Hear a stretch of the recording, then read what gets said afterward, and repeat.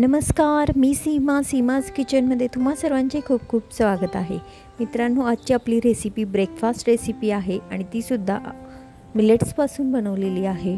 अगदी साधी सोपी सिंपल अशी रेसिपी आहे आणि एकदम अशी हेल्दी आणि सर्वांनाच आवडेल अशी रेसिपी आहे. आज आपण बाजरीच्या बारीक कण्यांपासून उपमा बनवलेला आहे. पहा तुम्हाला आवडते का ही रेसिपी, आणि आवडली तर तुम्ही नक्की करून पहा आणि जास्तीत जास्त लाईक करा, शेअर करा आणि सबस्क्राईब केले नसेल तर सबस्क्राईब देखील करा. चला तर मग आता वेळ न दवडता आपण रेसिपीकडे वळूया. इथे आपण एक छोटी वाटी बाजरीचा रवा घेतलेला आहे. हा रवा आपण घरच्या घरी तयार केलेला आहे.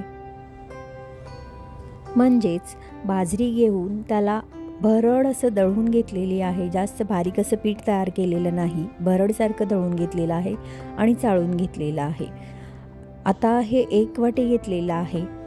हे आपण सुरुवातीला थोडेसे भाजून घेऊया. ज्या पद्धतीने आपण रवा भाजतो, रवा तसा आपण तेल घालून भाजतो, इथे आपण याला कोरडंच थोडंसं भाजून घ्यायचं आहे. असं केल्यामुळे काय होतं, जे मिलेट्स असतात ते पटकन शिजले जातात आणि जास्त असं कणीदार असं आपल्याला म्हणजे कचकच असं लागणार नाही. जसं आपण रवा भाजतो त्याच पद्धतीने इथे मी मध्यम आचेवर हे भाजून घेते आहे. आता भाजून झालेलं आहे, हे आपण काढून घेऊया. आणि याच कढईमध्ये मी 2 टीस्पून इथे तुपाचा वापर करते. मी या ठिकाणी जर तुम्हाला तेलाचा वापर करायचा असेल तर तुम्ही तेलसुद्धा वापरू शकता.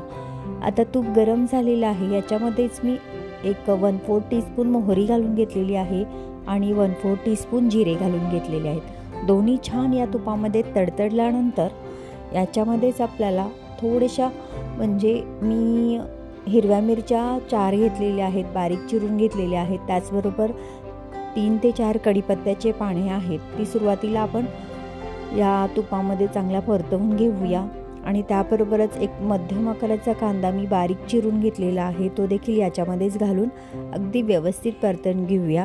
थोडासा कांदा मऊसूत होत आल्यानंतर याच्यामध्येच आपल्याला आपल्या आवडीनुसार याच्यामध्ये तुम्ही भाज्यांचा वापर करू शकता.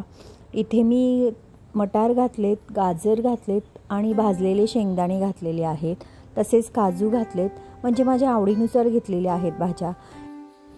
हेल्थच्या दृष्टीने जर तुम्ही विचार केलात आणि प्रोटीनचा वापर जर करायचा असेल तर यामध्येच तुम्ही टोफू घालू शकता किंवा पनीरचे छोटे छोटे तुकडे करून सुद्धा वापरू शकता. आणि कलरफुल असा हा उपमा तयार करण्यासाठी तुमच्या आवडीनुसार तुम्ही इथे भाज्यांचा वापर करू शकता. या भाज्या कांद्यासोबतच छान परतवून घ्यायच्या आहेत.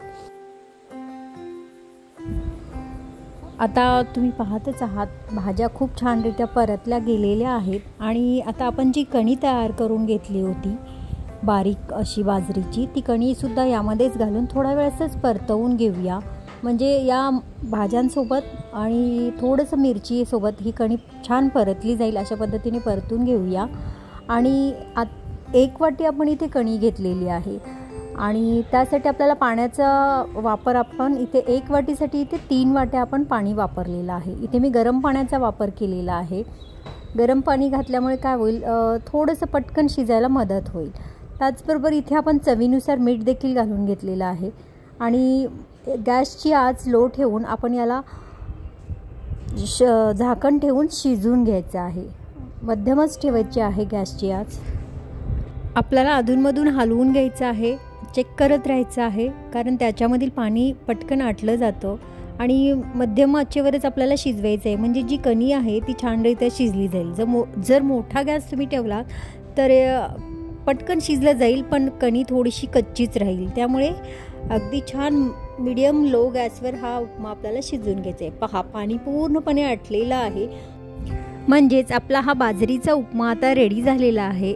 याच्यावर आता आपण बारीक चिरलेली कोथिंबीर घालूया. त्याचबरोबर माझी आजची रेसिपी तुम्हाला आवडली असेल तर व्हिडिओला नक्की लाईक करा, शेअर करा, सबस्क्राईब करा. आपण पुन्हा भेटूया अशाच नवीन रेसिपीसोबत. तोपर्यंत स्वस्त खा, मस्त रहा आणि नेहमीच आनंदी रहा. रेसिपी पाहिल्याबद्दल धन्यवाद.